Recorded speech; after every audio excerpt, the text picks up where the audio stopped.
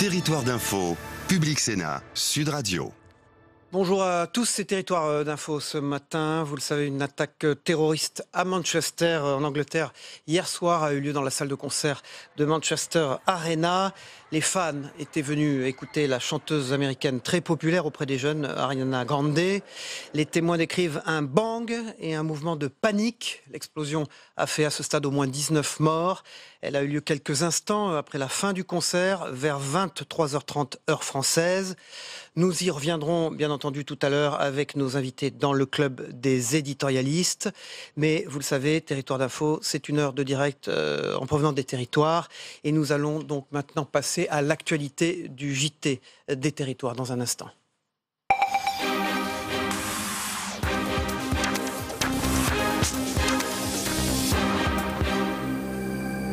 Voilà, nous reviendrons tout à l'heure bien sûr dans cette édition sur cet attentat à Manchester Arena. C'est Christian Jacob, l'invité politique de 8h, qui sera débriefé par nos éditorialistes. Mais tout de suite, donc, le JT et les inscriptions pour les législatives qui sont terminées. Beaucoup de candidats, d'ailleurs, pour ce cru 2017. Exemple en Gironde, où il y aura 177 candidats pour 12 postes de députés.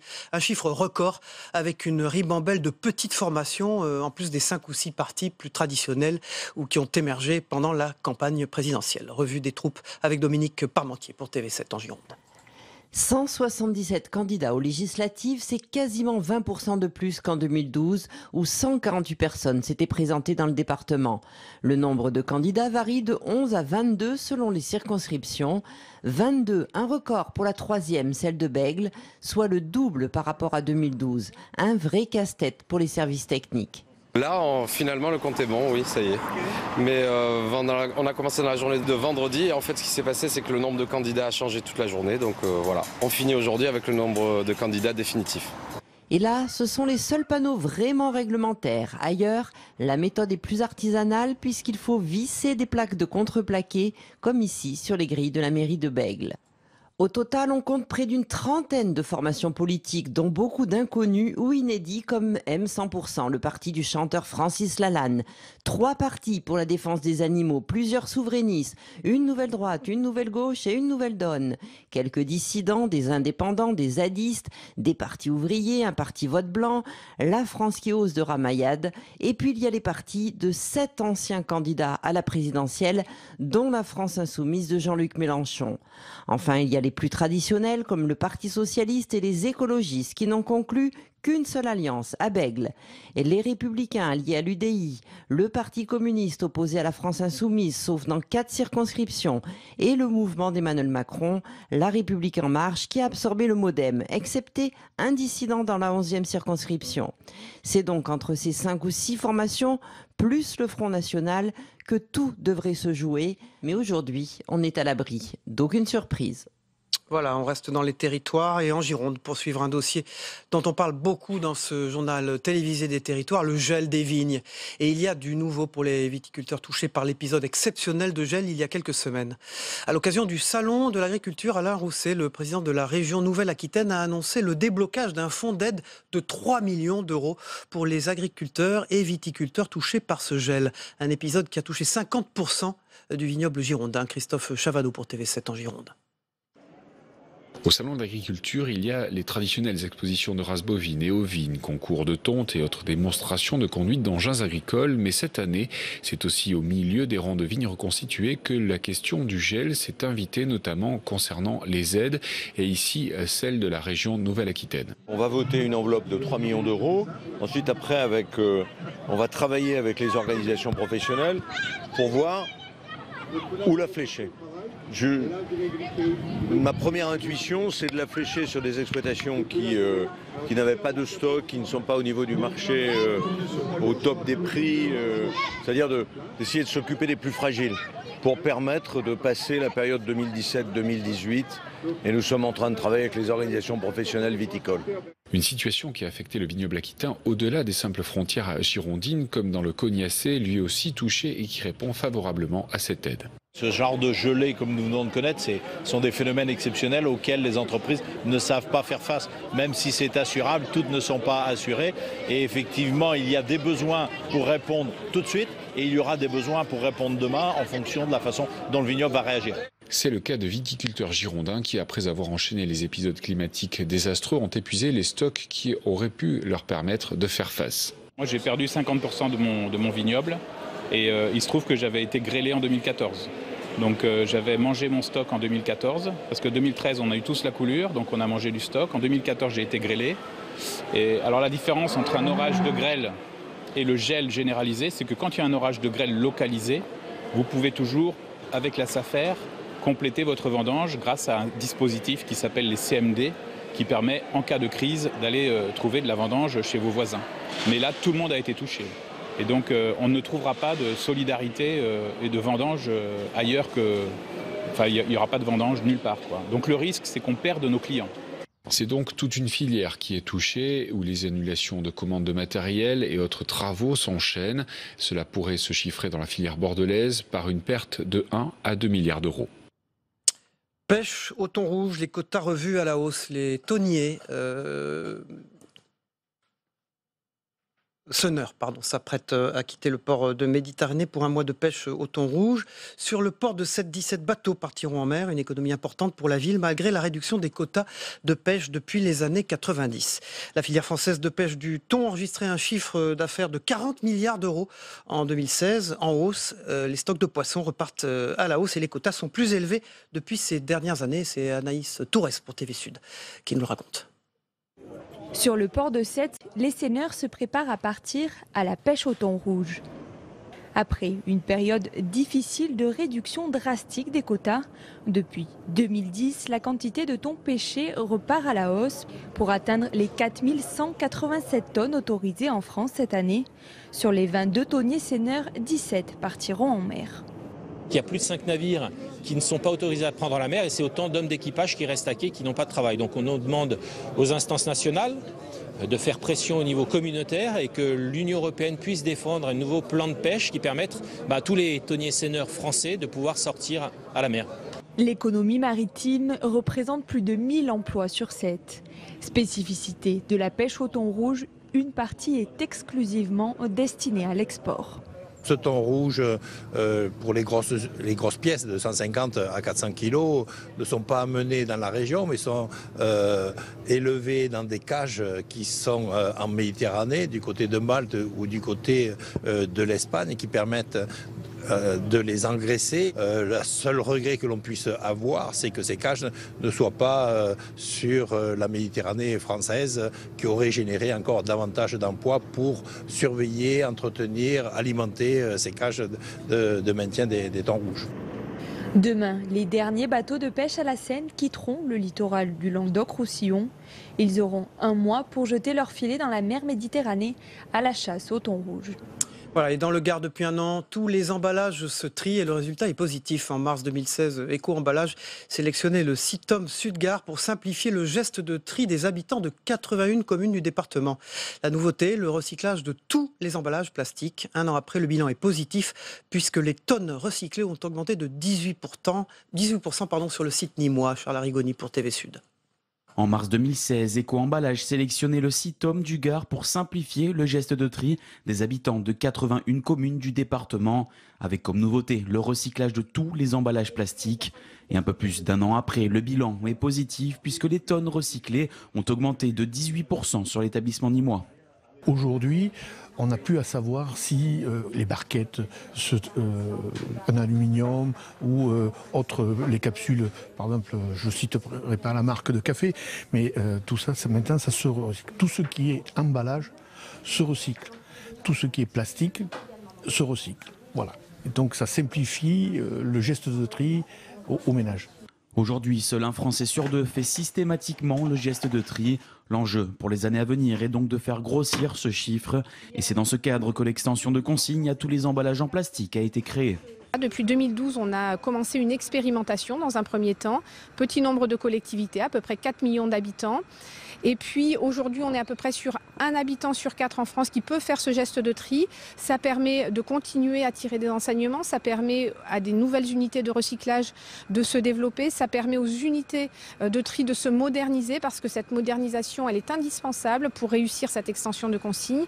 Et peu à peu, et c'est désormais inscrit dans la loi de transition énergétique, à horizon 2022, tous les Français pourront désormais trier tous leurs emballages en plastique. Ce nouveau fonctionnement a également eu un impact direct sur les refus de tri, moins 827 tonnes envoyées à l'incinération, ce qui représente une économie de 63 000 €.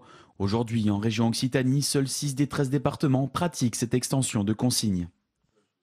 Voilà, c'est la fin de ce journal des territoires. Vous le savez, un attentat terroriste à Manchester, en Angleterre, hier au soir, à la Manchester Arena, qui est une salle de concert. Les fans étaient venus écouter la chanteuse américaine très populaire auprès des jeunes, Ariana Grande. Les témoins décrivent un bang, un mouvement de panique. L'explosion a fait au moins à ce stade 19 morts. Dans quelques instants, nous allons aborder ce dramatique attentat terroriste, s'il en est un, mais il semble que ça se confirme. Dans le club des éditorialistes. Cet attentat a eu lieu, vous le savez, tard hier au soir, ce qui explique que la revue des unes de la presse quotidienne régionale ce matin n'aborde pas cet attentat. On regarde quand même cette revue des unes de la presse quotidienne régionale dans un instant.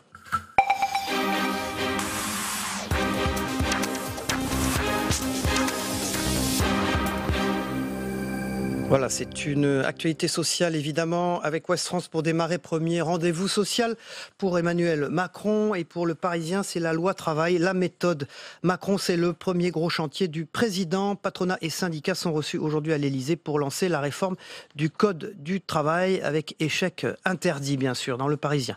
Pour l'Ardennais, Macron rend les patrons optimistes. Les décideurs économiques se disent plutôt confiants face à la feuille de route du gouvernement pour relancer croissance et emploi.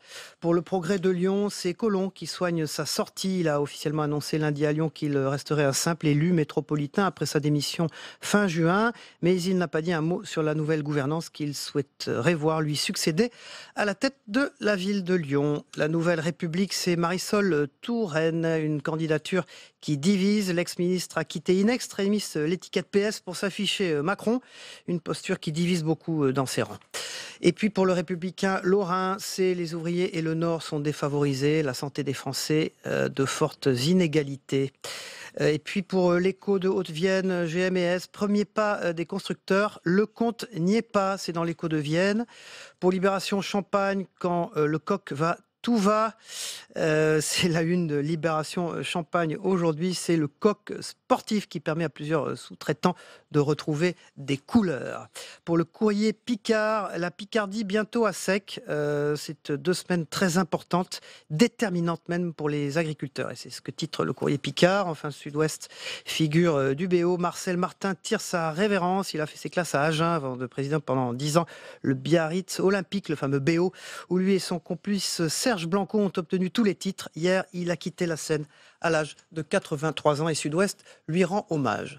Voilà, j'accueille ce matin pour le club des éditorialistes Hervé Favre de La Voix du Nord. Bonjour Hervé. Oui.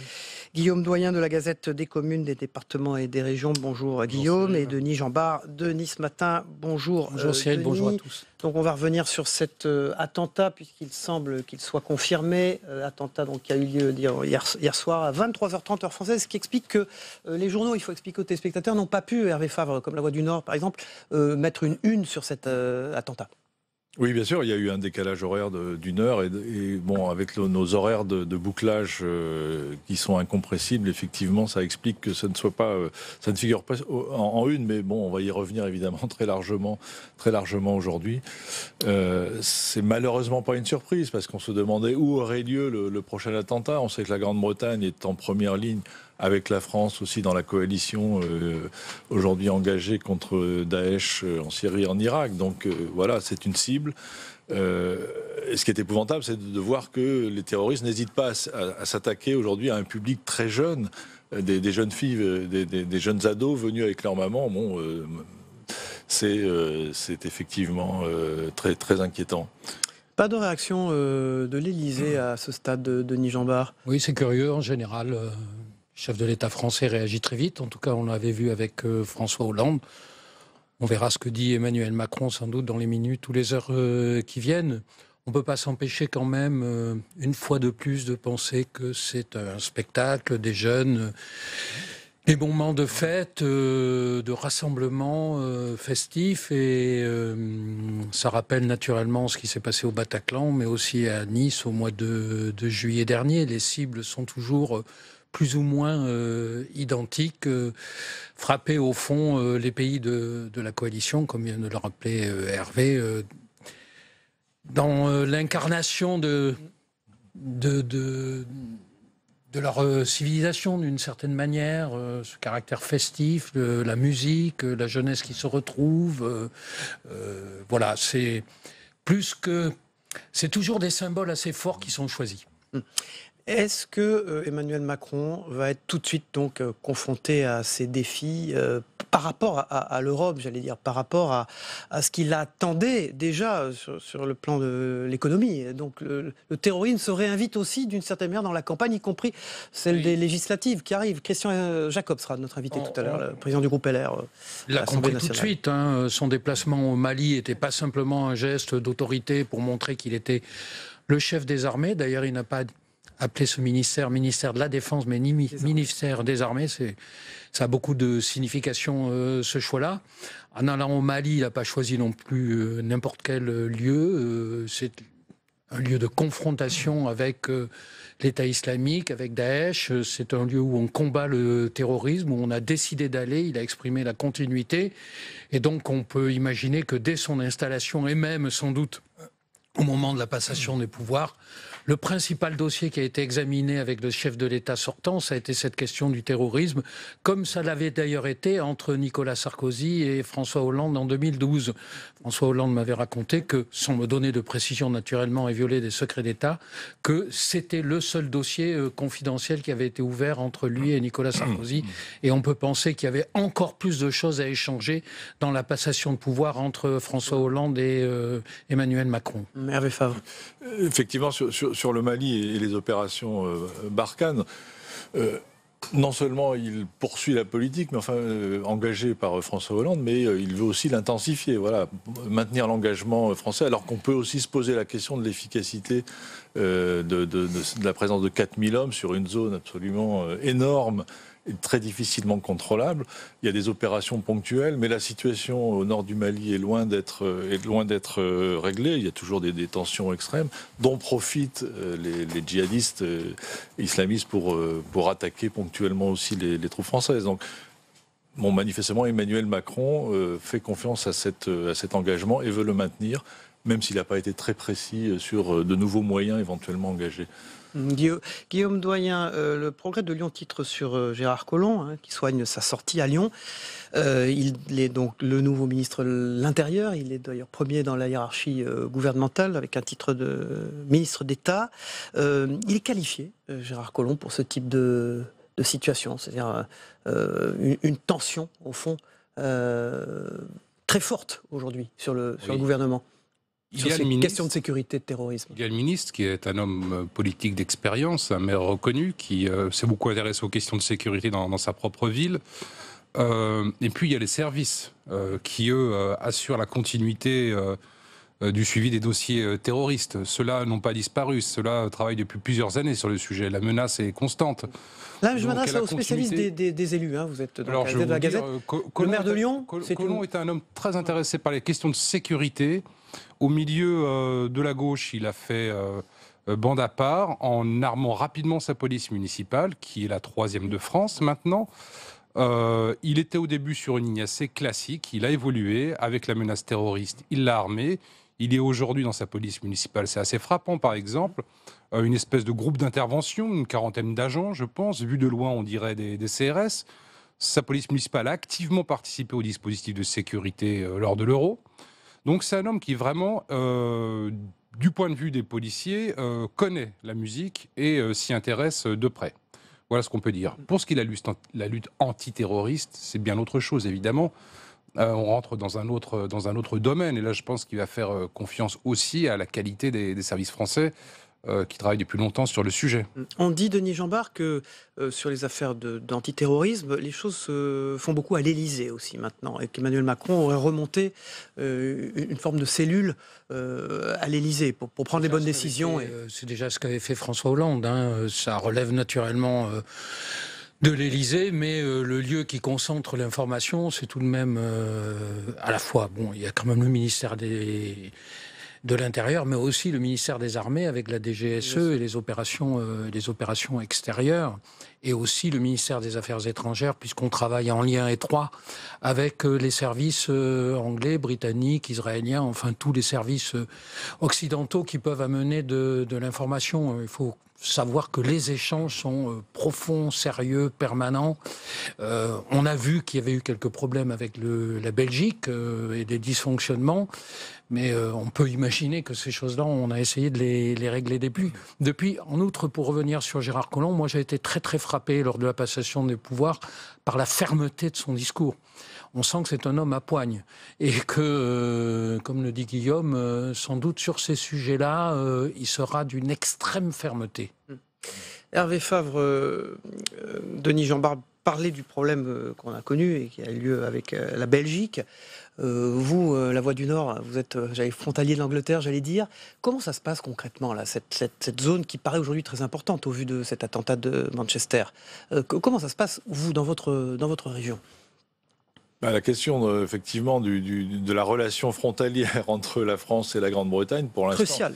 Oui, elle est cruciale, mais pour l'instant, elle est régie par les fameux accords du Touquet qui ont mis la frontière britannique en fait sur les côtes françaises. Donc, tous les contrôles se font chez nous, ce qui a expliqué que la création de camps donc sur la zone de Calais avec des migrants qui de toute façon se heurtaient à un mur. Tout ça pour l'instant est en place et Emmanuel Macron a laissé entendre qu'il pourrait demander la renégociation des accords du Touquet, notamment à l'occasion des négociations du Brexit. Pour l'instant, tout ça est en stand-by, si je puis dire. Alors, il faudra voir après, il faut attendre d'avoir plus de précisions sur cet attentat, sur l'identité du terroriste, puisqu'apparemment, c'est effectivement un kamikaze qui se serait fait exploser au milieu de la foule. Est-ce que c'était un résident britannique de longue date? Est-ce que c'était quelqu'un qui avait pénétré illégalement dans le pays? Ça, pour l'instant, c'est un peu tôt pour le dire. Alors, la campagne des législatives en Angleterre est suspendue. La première ministre britannique Theresa May a condamné un attentat. Donc, ça y est, maintenant, on peut penser qu'il s'agit fermement d'un attentat. Guillaume Doyen, suspendre une élection législative là, pour des élus, c'est pas neutre. C'est un événement dramatique qui est de nature à pouvoir faire bouger les choses sur une élection. Non, je pense pas. Il faut le faire... ou ne pas le faire. Certains peuvent décider de dire que la campagne va continuer malgré tout. Ne cédons pas à la menace terroriste. Vivons comme par le passé. Je suis bien incapable de dire quelle est la conséquence d'un attentat sur le vote des électeurs, sur la vie politique. Puisqu'on a affaire maintenant à des nations qui vivent depuis plusieurs années sous le coup d'attentats ou sous la menace du terrorisme. Donc si vous voulez... utiliser cela ou tenter de le manipuler est d'abord du dernier mauvais goût et en plus et sans aucune garantie. On l'a vu en France où, si vous voulez, les tentatives se sont avérées vaines et bien souvent décriées. Ce qui est frappant d'ailleurs à travers tous ces attentats, à travers l'Europe, en France, en Allemagne, en Angleterre, au Royaume-Uni. Il faut rappeler d'ailleurs qu'il y a 2 mois, il y avait eu cet attentat à côté du Parlement. C'est au fond la capacité des peuples à résister, à ne pas céder à la panique. Finalement, l'opération de déstabilisation que recherchent les terroristes, sans doute islamistes, une fois de plus, eh bien, elle ne fonctionne pas.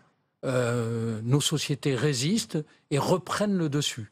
C'est particulièrement vrai, on le sait, mais c'est vrai pour tous les pays européens, c'est très marquant en France. Il y a toujours une réaction, disons, de fierté, de dignité, et ces pays-là ne cèdent pas à la panique.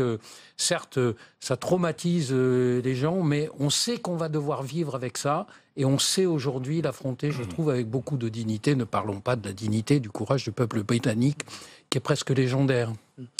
Pendant la dernière campagne électorale, Hervé Favre, ce ne sont pas des questions qui ont été au centre des préoccupations. Pourquoi ? Ça, c'est un peu l'effet du calendrier terroriste, si j'ose dire. C'est terrible à dire, mais voilà, il aurait suffi qu'un attentat très important ait lieu pendant la campagne électorale pour que... je ne sais pas si le résultat aurait été influencé, mais enfin, on en aurait évidemment beaucoup plus parlé.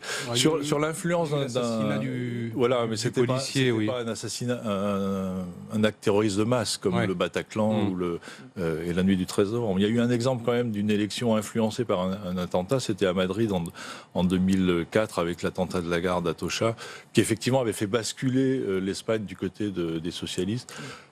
Bon, José María Aznar avait mis ça sur le compte de l'ETA avant d'être démenti et ça lui avait coûté les élections quand même. Alors, on peut imaginer que les Français sont inquiets après avoir vu ce qui s'est passé hier soir. Est-ce qu'on peut faire plus, Denis Jeanbart, que l'état d'urgence ? Est-ce qu'on peut faire toujours plus ? Non, mais je crois qu'on est... vous savez... je pense qu'on a toujours eu des dispositifs assez importants, que le risque zéro n'existe pas, il ne faut jamais cesser de le répéter. Moi, j'ai toujours fait confiance à nos services. Je pense que ce sont des services qui travaillent bien. Ils font le maximum pour éviter les attentats, sans doute en déjouent-ils beaucoup. En même temps, on ne peut pas serrer les mailles du filet et...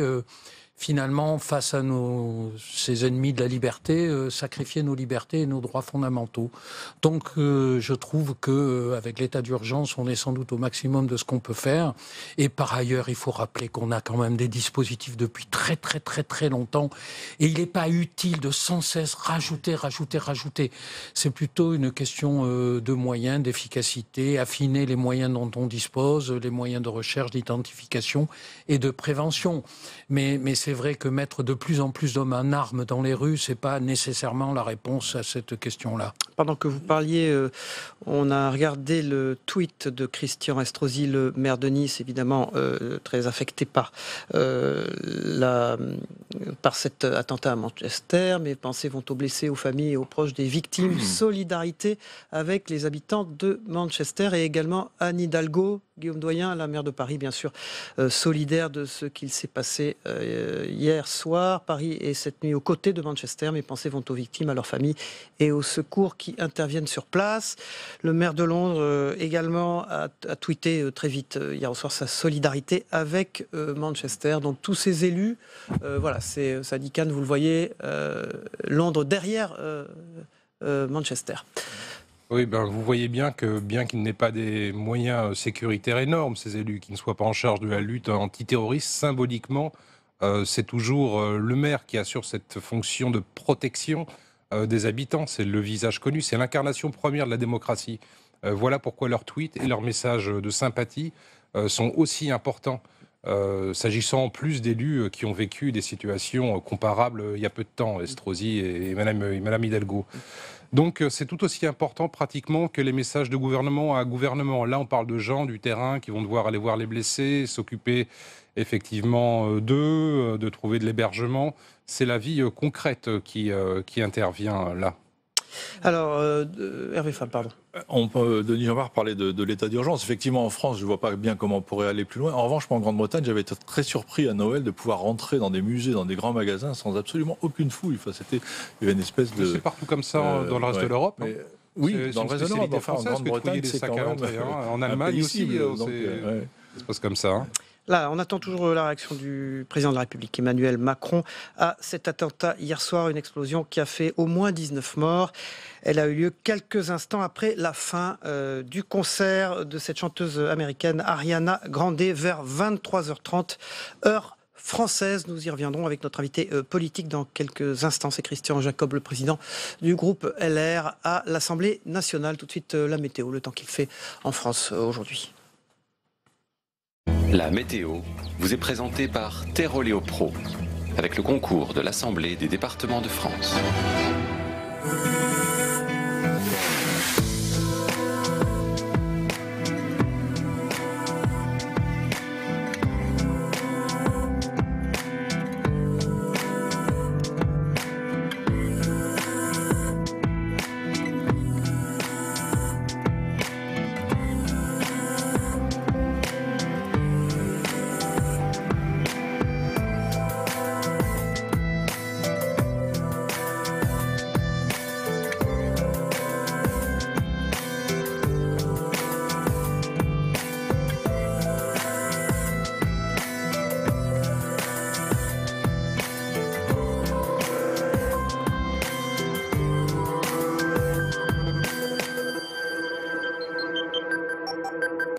C'était la météo avec Terroléo Pro et l'Assemblée des départements de France.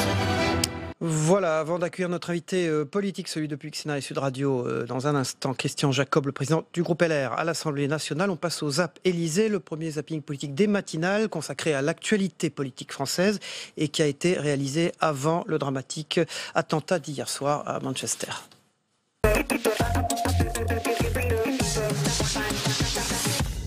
Monsieur Macron, de toute façon, aura une majorité puisque les Républicains sont à vendre. Nous allons regarder ensemble, dans le cadre de ce groupe de travail, la question de la convergence fiscale. Une vraie Europe et une vraie zone euro de l'investissement qui permettra de réduire la divergence qu'il y a entre nos économies. S'il veut comme cela créer un budget commun de la zone euro, donc à terme un impôt européen, des transferts massifs d'argent, c'est parce qu'il veut sauver l'euro à tout prix. Florian Philippot maintient ses menaces de départ comme un ultimatum adressé au parti. Si finalement nous sommes un parti fédéraliste européiste, oui c'est sûr que c'est plus qu'une ligne si vous voulez. Je ne me suis pas engagé pour que la France soit sous tutelle de l'Allemagne et de la Commission européenne. Je regrette ce genre de propos, je pense qu'il est parfaitement inutile et surtout en campagne électorale où l'heure est à la mobilisation. Il ne faut pas se tromper des échéances. Il ira au bout de ses convictions, mais je ne crois pas du tout il démissionnera, c'est ça que vous voulez dire? Pardon? Il démissionnera? Et si demain, les adhérents du Front National décidaient qu'on doit abandonner cette partie-là, il ne se sentirait plus en accord avec ses convictions. Donc c'est possible. Mais je trouve que c'est tout à son honneur.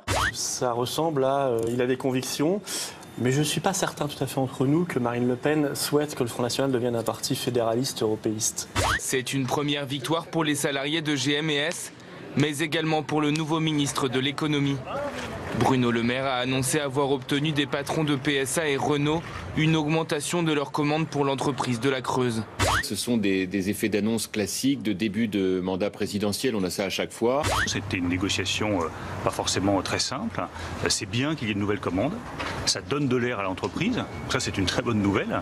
Ensuite, il faut assurer dans le temps la pérennité de l'entreprise. Je suis toujours contente lorsqu'on arrive à sauver des emplois, si tant est que ces emplois soient véritablement sauvés, car d'après ce que je sais, les engagements ne sont pas suffisants. C'est un tout petit pas parce que le carnet de commandes arrive à 22 millions, il en faut 35 pour pérenniser le site. Donc vous voyez, il reste encore de la marge. On est en campagne électorale, je crois que ce gouvernement veut essayer d'instrumentaliser et puis surtout de faire un peu de mousse. Est-ce que vous faites ça pour embêter Nathalie Kosciusko-Morizet ou parce que je vous arrête tout de suite, pas du tout. Pas du tout, moi je n'ai rien. Ou parce que c'est la circonscription la plus facile à remporter quand on est de droite finalement? Non, c'est loin d'être la circonscription la plus facile. Une nomination qui a provoqué la moue de Najat Vallaud-Belkacem. Vous avez vu l'image? Oui, je l'ai vu. Oui. Bon, et ça vous a inspiré quoi? Ça m'inspire le fait que l'exemplarité doit venir de ce ministère. C'est ce que j'essaierai de faire. C'est-à-dire j'essaierai d'être toujours constructif. Il y a surtout beaucoup d'agressivité. Et moi, je ne suis pas dans cette logique-là. Moi, je suis dans une logique d'une droite modérée, ouverte, moderne, constructive. Justement, je ne veux pas commenter ça, si vous voulez. Ça n'est pas très exemplaire. Ça n'est pas très grave. Je pense qu'il faut qu'on soit surtout dans un esprit constructif. Est-ce que cette reformulation pourrait passer par un changement de nom du Parti socialiste? Ce n'est pas impossible. On le décidera.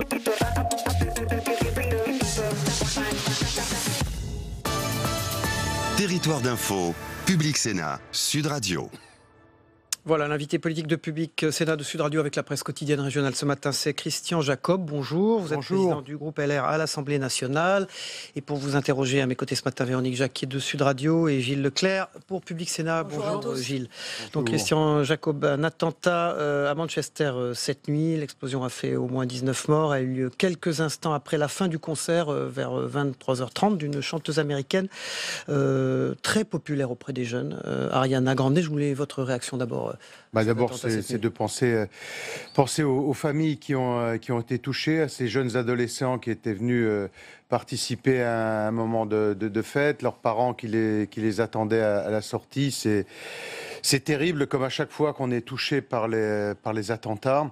En même temps, ça doit aussi nous montrer qu'il faut toujours être vraiment extrêmement vigilant dans la lutte contre le terrorisme, avec bien sûr nos amis anglais, mais avec l'ensemble de l'Union européenne. On est vraiment dans un moment où nous sommes toujours en guerre contre le terrorisme, et des actes aussi violents et dramatiques que ceux-là viennent tristement nous le rappeler. Est-ce que ça doit conduire le gouvernement à proposer des mesures supplémentaires? Est-ce qu'on peut aller au-delà aujourd'hui de l'état d'urgence qui existe, par exemple, pour la France? Je pense qu'il y a un certain nombre de mesures qu'on connaît, on les a déjà évoquées, notamment sur le suivi des fichiers S les plus dangereux. Il faut augmenter la pression, les moyens de surveillance, les moyens de contraintes physiques. La récidive, lutter contre la récidive. Le terrorisme se nourrit des trafics de drogue, des trafics d'armes, et donc aucune compassion pour les récidivistes, pour ces condamnés de droit commun qui basculent dans le terrorisme. Ça veut dire qu'on a aussi un arsenal à renforcer dans ce domaine-là, et ça, on doit le faire dans un cadre européen, en lien étroit avec nos voisins. Ça doit être un élément de campagne, puisqu'on est en campagne législative. Ça fait partie, nous, de notre Parce projet. Que vous parlez surtout d'économie, vous, dans la campagne. Oui, mais enfin, les peines planchées que nous voulons remettre en place, qui ont été supprimées, la lutte contre la récidive, les aménagements automatiques de peine, parce qu'encore une fois, le terroriste se nourrit toujours des trafics en tout genre. Et puis, renforcement des liens avec nos pays voisins, ce que nous faisons déjà. Et il faut continuer dans cette voie. Christian Jacob, on est en pleine campagne pour les législatives. L'attentat en Grande-Bretagne s'est produit pendant une campagne électorale également. Est-ce que vous réclamez des mesures particulières pour cette campagne ? Non, mais on n'est pas à chercher des polémiques, c'est vraiment pas du niveau. Ce qui compte aujourd'hui, c'est de renforcer notre lutte contre le terrorisme. Nous avons dans ce domaine un certain nombre de propositions qui sont dans notre projet législatif. Mais on ne vous entend pas là-dessus, Christian Jacob. Justement, on vous entend sur le volet économique, le pouvoir d'achat. On ne vous entend pas sur l'aspect sécuritaire et lutte contre le terrorisme. C'est dans notre projet. Nous l'avons évoqué à plusieurs reprises. Et encore une fois, c'est un élément essentiel. L'abaissement de la majorité à 16 ans dans un autre domaine. Donc la sécurité est un domaine essentiel. Mais je vous dis, l'heure n'est pas à chercher à polémiquer. C'est vraiment pas le moment. Christian Jacob, le bilan de cet attentat est passé à 22 morts, on vient de l'apprendre. Et il y a également un communiqué de Matignon, du Premier ministre Édouard Philippe, qui fustige le terrorisme le plus lâche, qui a sciemment visé les jeunes. Vous faites confiance au gouvernement et à Emmanuel Macron en particulier pour justement gérer cette période délicate ? Écoutez, ce sont des moments où effectivement il faut être dans le rassemblement, comme nous l'avons été à droite.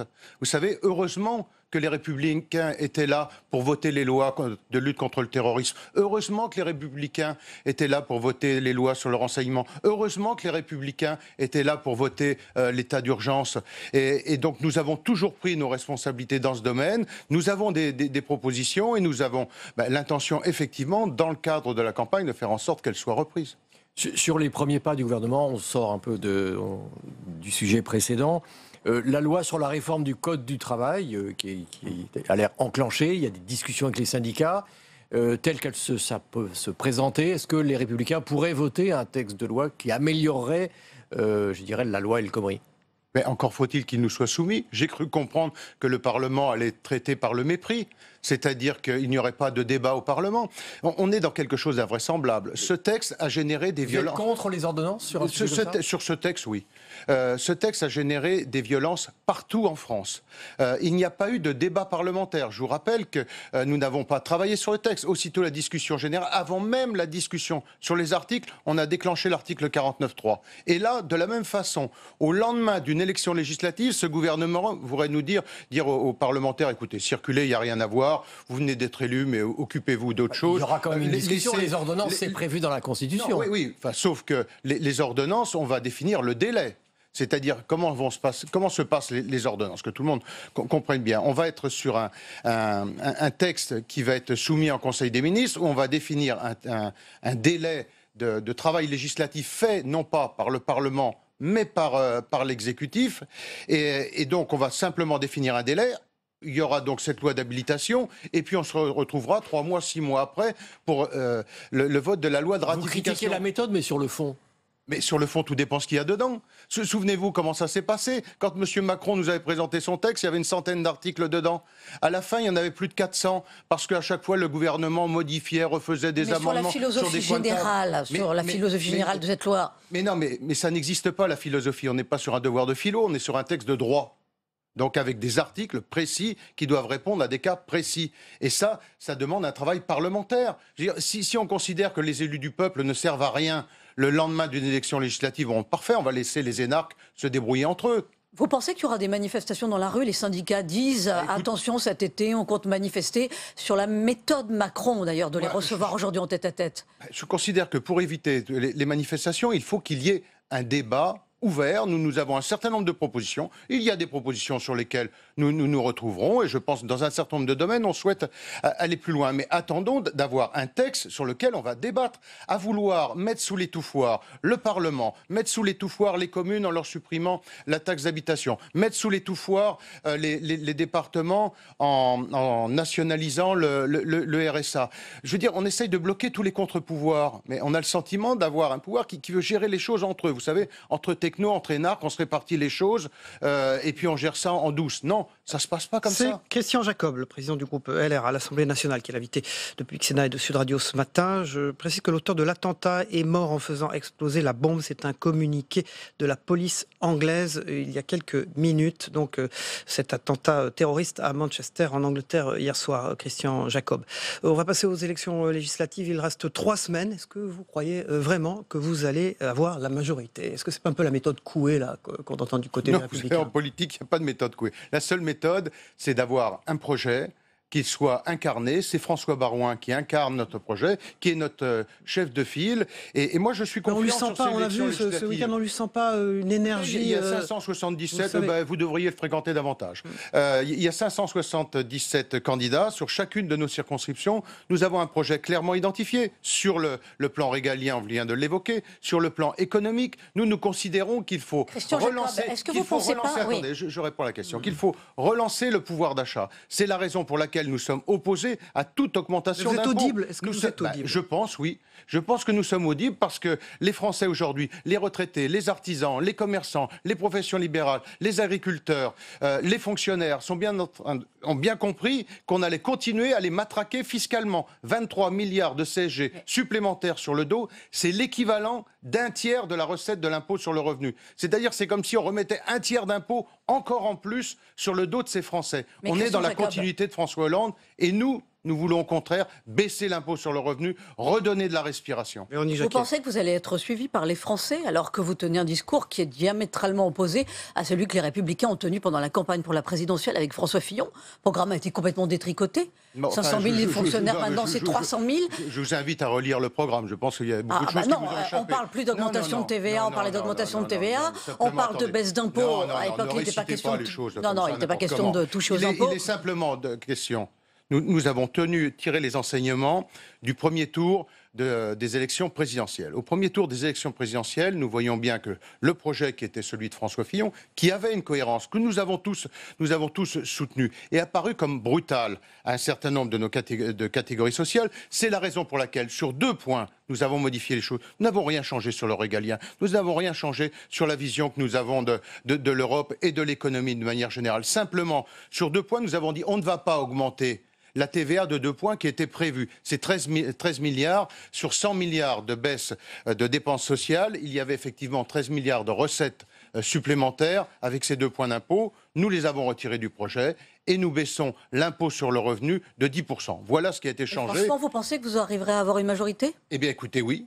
Mais vous savez, oui, je le pense. Parce que je sais que ça fait sourire la macronite ambiante, mais au-delà de cela, il y a un projet qui est attendu par les Français. Vous savez, les choses sont assez simples. Si on veut effectivement que les valeurs de la droite et du centre, c'est-à-dire celles qui reconnaissent la valeur du travail, qui valorisent le travail, c'est la raison pour laquelle d'ailleurs nous remettons les heures supplémentaires en place. Nous voulons supprimer les 35 heures pour reconnaître le travail. Si nous voulons que toute cette partie de notre projet soit reconnue, eh bien il faut effectivement qu'il y ait une majorité de parlementaires de droite et du centre. Vous y retrouvez dans le projet de loi sur la modernisation de la vie politique, la moralisation plutôt de la vie politique. On ne connaît pas encore tous les détails, mais au vu des propositions de René Dosière... Je n'ai rien vu pour le moment. Moi, j'attends que... Là aussi, il y a un projet qui est censé concerner les élus. J'attends. Par exemple, réduire 2 mandats, vous seriez pour, contre ou Totalement. Là, on est dans des mesures qui sont d'une démagogie totale. Mais j'ose espérer qu'il y aura des mesures plus sérieuses. D'ailleurs, dans celle de Dosière, il y a un certain nombre de mesures sérieuses. La suppression de la réserve parlementaire, vous seriez favorable ou pas? La suppression de la réserve parlementaire? Non. Non, je pense que c'est un bon outil. D'abord, vous savez, on crée ce climat de suspicion sur les parlementaires qui est insupportable. On parle de corruption. À ma connaissance, alors peut-être que je serai démenti, mais à ma connaissance, je ne pense pas qu'il y ait jamais eu un parlementaire dans l'exercice de son mandat de parlementaire qui ait été condamné pour corruption. Tout simplement parce que quand un député ou un sénateur vote la loi, elle est d'application générale. En revanche, moi, quand je suis maire de province, je suis député et maire de province. Quand je suis maire de province, j'attribue des marchés. Il peut y avoir des risques de corruption. Ça existait dans le passé sur ces attributions de marché. En aucun cas sur les parlementaires. Là, on est vraiment dans l'anti-parlementarisme. Et en limitant à 2 mandats, par exemple le mandat d'un maire, est-ce que justement ça n'a pas pour but justement d'empêcher un risque éventuel de corruption si un maire est là pendant trop longtemps? Est-ce que c'est pas ça la philosophie? Je pense qu'aussi un maire a besoin de temps. Vous savez, quand on veut faire bouger une ville, bouger un territoire, on ne le fait pas en 5 ans. Il y a besoin d'avoir du temps. Et puis après, ce sont aux Français de juger. Il y a un moment, il faut arrêter d'encadrer. Le seul juge, c'est le citoyen. Le seul juge, c'est le citoyen, effectivement. Et il faut arrêter de vouloir tout encadrer. Quand je vois qu'on veut limiter, là aussi, le nombre de mandats parlementaires, on va arriver à quoi? On va arriver à une caste d'élus qui seront qui? Qui seront tous des hauts fonctionnaires, énarques en règle générale, qui feront à la fois une carrière dans la haute administration. Ensuite, ils iront chercher un mandat parce qu'il faudra un moment, un point d'ancrage pour être élu, mais on restera habité à Paris, parce que quand même, il faut que les enfants soient à Stanislas, à Louis-le-Grand ou à Henri IV, parce que bon, autrement, ça fait désordre. Et puis, après avoir fait ce passage, on ira faire un peu de pantouflage dans une entreprise privée, et puis on nous expliquera, ben là, on vient de la société civile. Attendez, ça n'est pas ça, un mandat électif, quand on s'engage sur un territoire, quand on s'engage dans une mairie, quand on essaie de le faire bouger, ça demande de l'énergie, ça demande du temps, et faisons attention à tous ces procès d'intention qui sont faits aux parlementaires. Vous savez, je pense que tout cela peut être dangereux pour la démocratie. Christian Jacob, les Français sont légitimement inquiets ce matin, donc suite à cet attentat terroriste à Manchester. L'élu d'une grande ville, d'une grande métropole, celle de Lyon, ministre de l'Intérieur, Gérard Collomb, c'est une bonne chose? C'est une bonne chose. De l'avoir comme ministre de l'Intérieur, quelqu'un qui connaît les problématiques de sécurité aussi bien que l'élu d'une grande métropole, d'une grande ville. Est-ce que c'est un bon profil pour être ministre de l'Intérieur? Disons, en tout cas, ça n'est pas un handicap. Après, pour être ministre, la seule qualité qui convient, c'est pas celle d'être maire. Mais de mon point de vue, c'est un atout supplémentaire parce que ça donne un regard et une connaissance du terrain qui est, à mon avis, très utile. Mais on ne peut pas limiter les qualités d'un ministre à savoir s'il a été maire ou pas maire. Mais c'est, de mon point de vue, plutôt un plus. Oui. Alors, Emmanuel Macron fait part de son effroi et de sa consternation et s'entretiendra avec Theresa May. C'est le président de la République française qui communique de l'Élysée.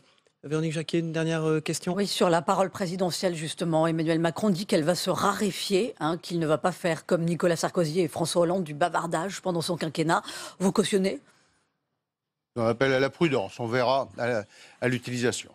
Merci Christian Jacob, vous êtes président du groupe LR à l'Assemblée nationale et vous êtes dans cette campagne pour les législatives. Merci d'avoir été l'invité de Territoire d'Info ce matin. On passe au débrief de vos propos dans un instant. Merci.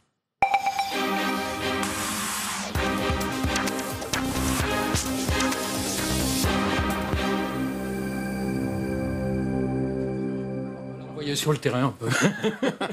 Voilà, Christian Jacob, le président du groupe LR à l'Assemblée nationale, quitte ce plateau. Et Yves Tréhard, le directeur adjoint de la rédaction du Figaro. Bonjour Yves. Bonjour à tous. Bonjour et Denis Jambard, Denis ce matin. Bonjour Yves, bonjour Cyril, bonjour qui était à tous. présent dans la première partie de cette semaine de l'ascension d'infos. Voilà.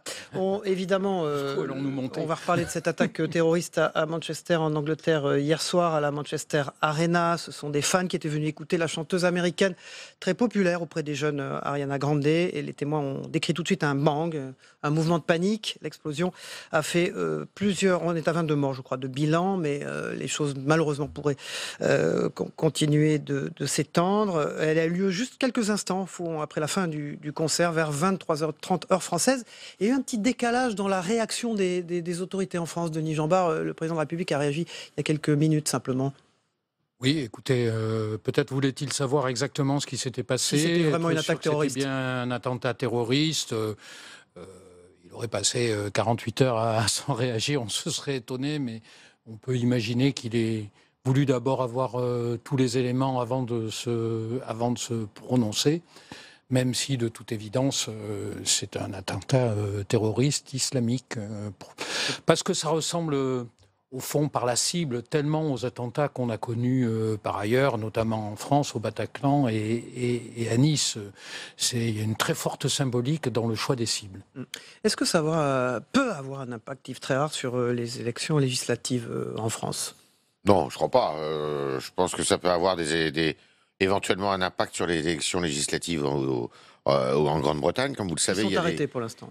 Oui, mais la date du scrutin n'est pas reportée. La campagne est arrêtée. La campagne est arrêtée, mais le 8 juin, normalement, les Britanniques devaient ou vont peut-être voter. Non, mais les problèmes de sécurité peuvent revenir sur le terrain électoral ou pas? Les problèmes de sécurité, à mon avis, ils ont toujours existé en France depuis 2002, en gros. Oui, mais dans la présidentielle, ils n'ont pas été évident. Depuis l'attentat. Si, parce que finalement, on a toujours vécu sous la menace des attentats.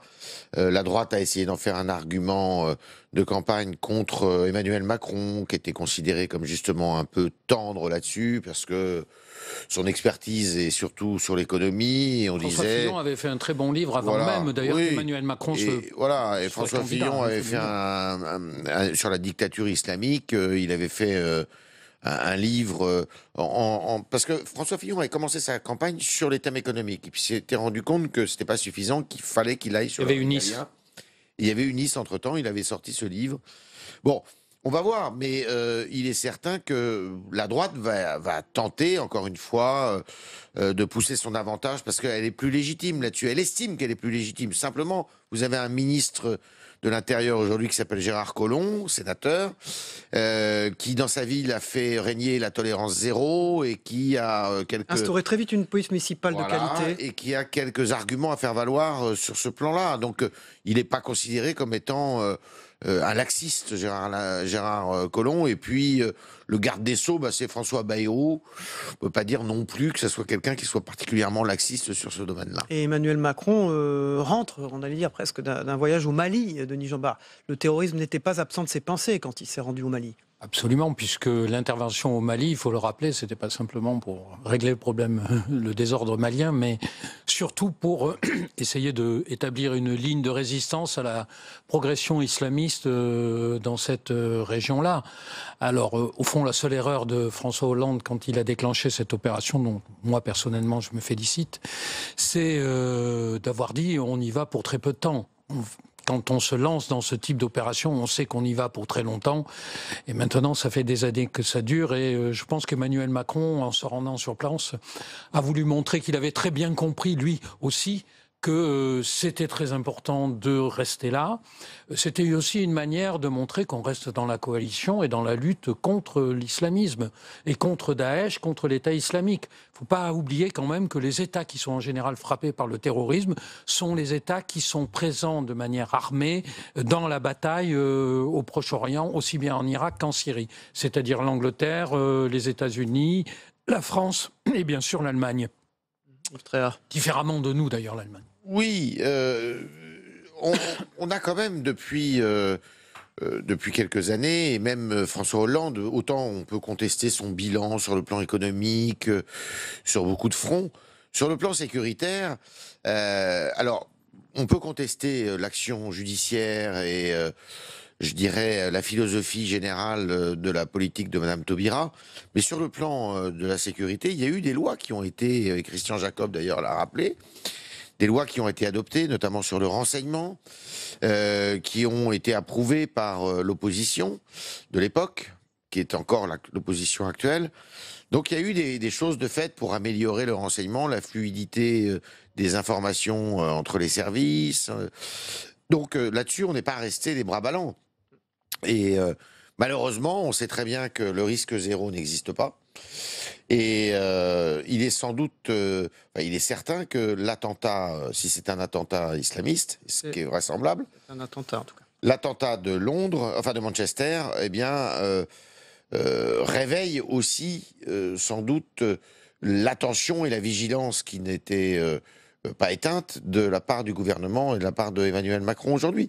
Il le sait puisque il est attendu sur ce front-là, mais il est attendu sur tous les fronts, donc il va pas en laisser un de côté. Je rappelle que l'auteur s'est donc fait exploser dans cet attentat à Manchester, selon un communiqué de la police anglaise. Denis Jambard, évidemment, y a-t-il à craindre pour les attentats de l'été, pour les festivals de l'été avec ces attentats? Est-ce qu'il va y avoir des mesures de protection particulières qui vont être prises? Comment s'y prendre? La seule question posée aujourd'hui, c'est est-ce qu'on prolonge l'état d'urgence? J'imagine que ce qui vient de se passer peut conduire le gouvernement à le prolonger. On peut faire plus, on peut faire un état d'urgence plus, ça existe ou pas? C'est possible? Je ne pense pas, je pense qu'on a énormément de moyens, et comme vous l'avez dit, et comme vient de le rappeler Yves, il n'y a pas de risque zéro, donc la démultiplication des moyens à l'infini n'empêchera jamais de serrer à ce point les mailles du filet. Nous sommes toujours à devoir arbitrer entre la sécurité absolue qui n'existe pas, et la liberté. Et je trouve qu'on arrive à trouver un assez bon point d'équilibre, peut-être avec des manifestations plus fortes dans les rues en France que dans les autres pays européens, en raison de l'état d'urgence, de la présence des forces de sécurité. Mais ce n'est pas la multiplication des lois qui va régler tous les problèmes. Je crois que c'est surtout l'application des lois et des mesures déjà prises, et l'optimisation des moyens dont nous disposons, notamment dans la prévention des attentats. Et je crois que les services français travaillent bien, ne peuvent pas tout anticiper, et anticipent déjà beaucoup de choses. Bref, dire aujourd'hui que la France ne connaîtra pas d'attentats dans les jours, les heures ou les mois qui viennent, ce serait une folie. Mais il y a une chose qui est... Gérard Collomb, il y a peu avant l'attentat de Manchester, posait la question de savoir si l'état d'urgence était encore... Est-ce qu'il fallait le maintenir? C'est sûr que l'état d'urgence... Maintenant, c'est banalisé, on a appris à vivre avec, on ne voit pas trop la différence qu'il y a entre situation d'état d'urgence et situation normale. Il va falloir qu'une réflexion soit conduite là-dessus. Merci. Elle est nécessaire. Bon, merci voilà. Yves Tréhard, merci Denis Jambard. On passe au Zap Élysée, le premier zapping politique des matinales d'info. Il a été réalisé hier soir avant 23h30, et donc cet événement dramatique, cet attentat à Manchester. On le regarde ensemble.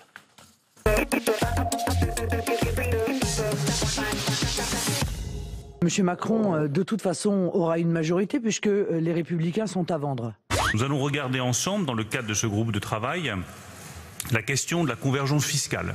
Une vraie Europe et une vraie zone euro de l'investissement qui permettra de réduire la divergence qu'il y a entre nos économies. S'il veut comme cela créer un budget commun de la zone euro, donc à terme un impôt européen, des transferts massifs d'argent, c'est parce qu'il veut sauver l'euro à tout prix.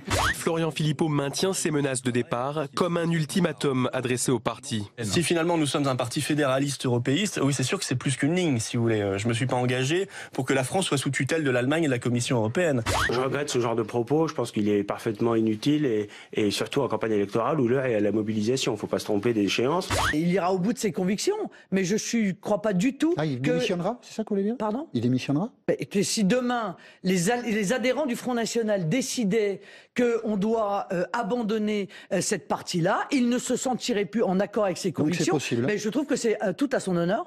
Ça ressemble à... il a des convictions, mais je ne suis pas certain tout à fait entre nous que Marine Le Pen souhaite que le Front National devienne un parti fédéraliste européiste.